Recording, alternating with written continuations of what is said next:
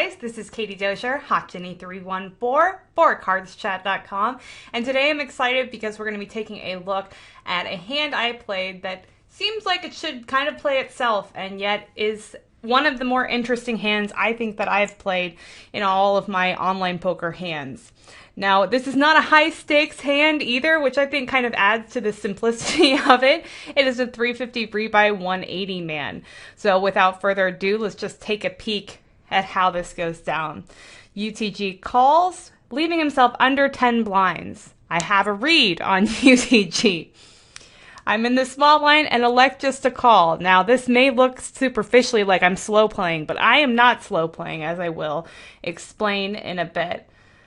And the player that was in the big blind goes ahead and bets out, and the UTG limper calls, and they will, spoiler alert, end up getting it all in after I simply folded with kings on the flop. And now they are all in, and let's see their showdowns. Okay, so as we'll see, player 3 indeed had aces.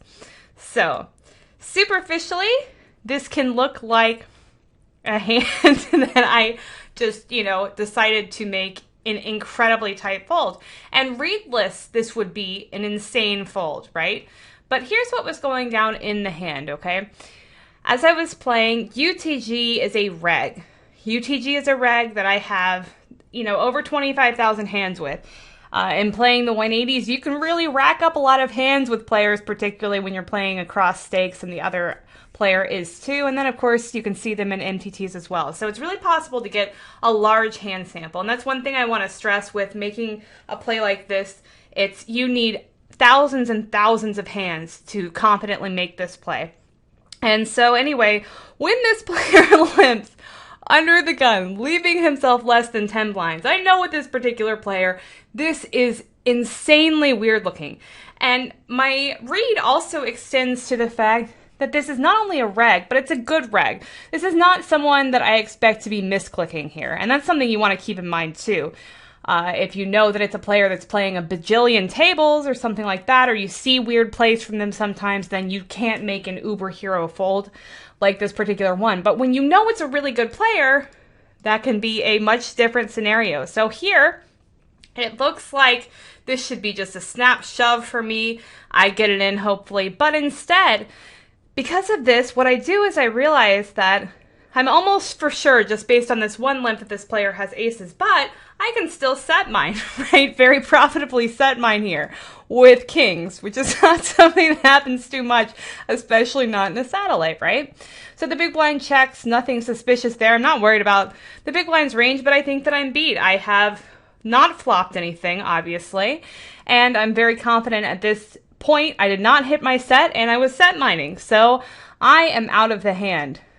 And very confident once the player calls that limped that they do indeed have aces. Now, this is a rare time where I know I had a lot of tables up, but I did pull this one on the side because I did really want to see and make sure that I was right to make this hero fold.